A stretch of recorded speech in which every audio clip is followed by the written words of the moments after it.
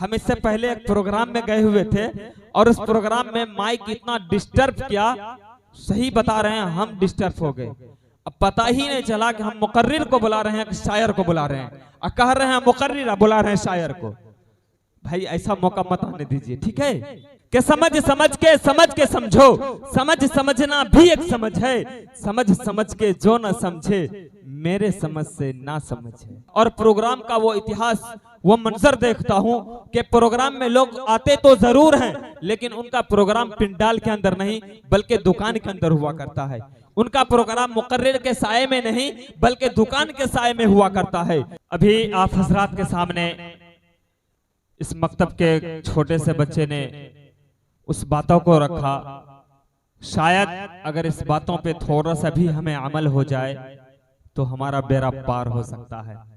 चलिए, वक्त बहुत ज्यादा गुजर चुका है और वक्त ये इजाजत नहीं दे रहा है कि हम अब तालिबे इल्म को लेकर चलें। अब मैं वक्त को ज़ाय न करते हुए इस प्रोग्राम को उसी मंजरे आम पे लेकर जाना चाहता हूं जिसके लिए आप हजरात बैठे हैं। इससे कबल मैं आप हजरात से गुजारिश करूंगा, क्योंकि अब बच्चों का प्रोग्राम नहीं, क्योंकि मुकर्रिर स्टेज पे तशरीफ फरमा है, मैं एक के बाद दीगरे मुकर्रिर को लाऊंगा। इसलिए आपसे मेरी खास गुजारिश है कि जो हजरात पीछे बैठे हैं बराए मेहरबानी आप आगे आ जाइए। ये पीछे जो जगह ये बीच में, इसमें हमारा चचा शैतान बैठा हुआ है, शैतान को भगाना है।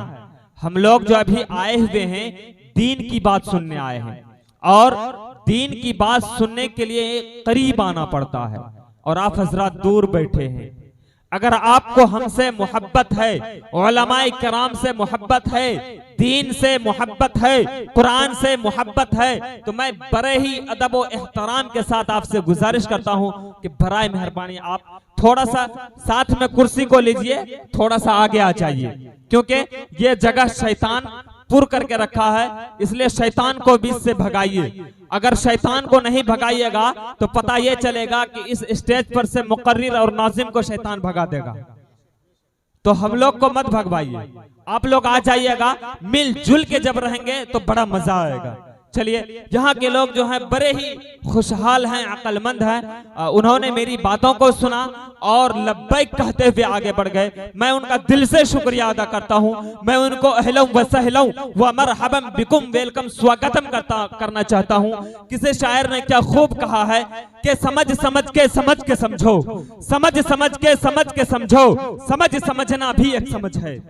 माइक वाले भाई साहब आवाज खींच रहा है, कुछ ऐसा कीजिए। देखिए पतले दुबले आदमी हैं हम बारहा कहते हैं कि ऐसा ना हो कि हम थर्रा के गिर जाएं, इसके जिम्मे आप बन जाएं, ऐसा मौका मत आने दीजिएगा।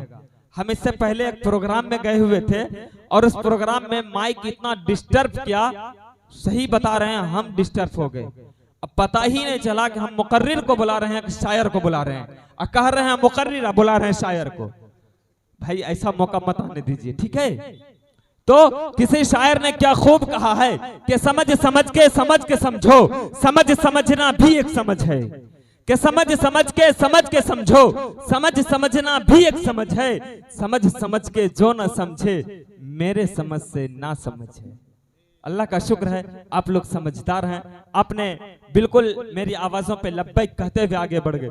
इससे पहले मैं गुज़िश्ता साल प्रोग्राम करने आया था, मुझे बहुत खुशी मिली थी, इसलिए खुशी मिली थी, हालांकि कम ही अफराद थे, जितना अभी हैं इससे थोड़ा ज्यादा थे, लेकिन शुरू से लेके आखिर तक वो मौजूद रहे, इसलिए मुझे खुशी मिली थी। क्योंकि मैं बारहा प्रोग्राम में जाया करता हूं और प्रोग्राम का वो इतिहास, वो मंजर देखता हूं कि प्रोग्राम में लोग आते तो जरूर हैं, लेकिन उनका प्रोग्राम पिंडाल के अंदर नहीं बल्कि दुकान के अंदर हुआ करता है। उनका प्रोग्राम मुकर्रिर के साये में नहीं बल्कि दुकान के साये में हुआ करता है।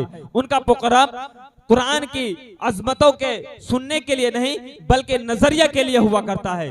तो मुझे यहाँ खुशी इसलिए मिलती है कि यहाँ के लोग बिल्कुल बागौर सुना करते हैं, वो बिल्कुल संजीदगी के साथ बैठा करते हैं, इसलिए खुशी मिलती है।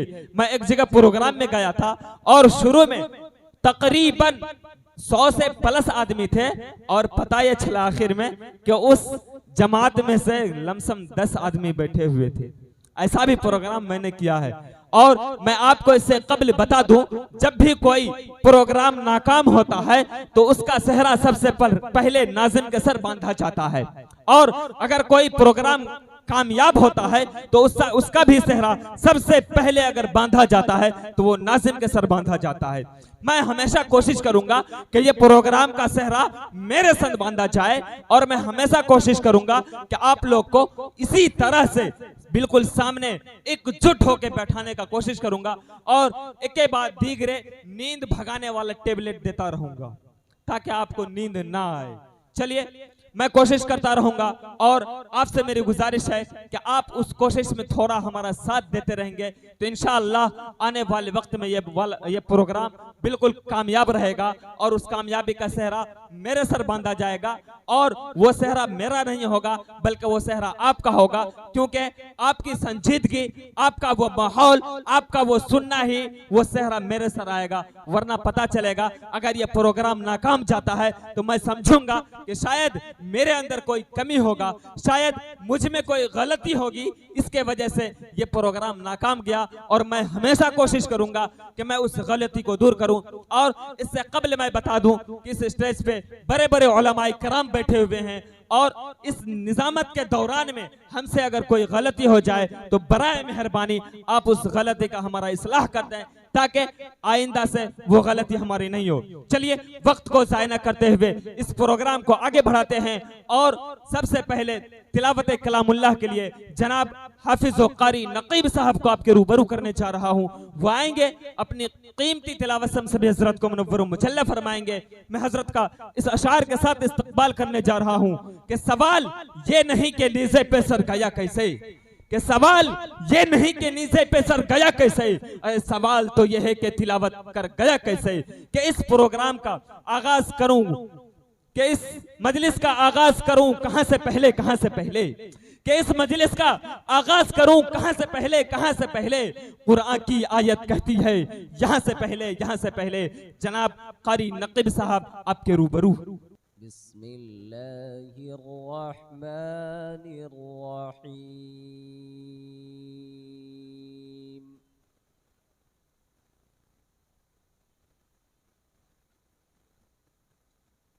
या अय्युहल्लज़ीना आमनुत्तक़ुल्लाहा वलतंजुर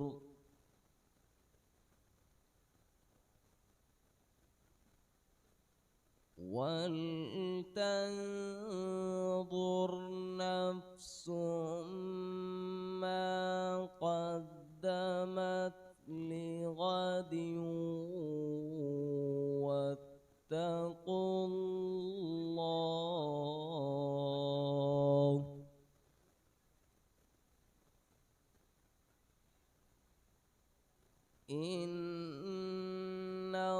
इन्नल्लाहा खबीरुम बिमा तअमलून।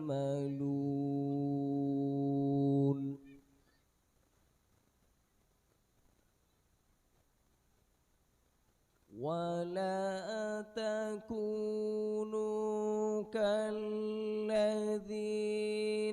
नसुल्लाहा फअंसाहुम अनफुसहुम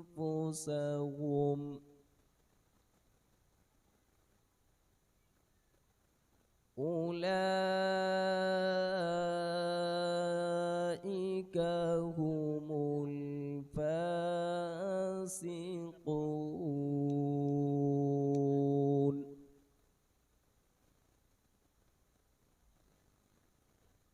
ला यस्तवी अस्हाबुन नारि व अस्हाबुल जन्नह अस्हाबुल जन्नति हुम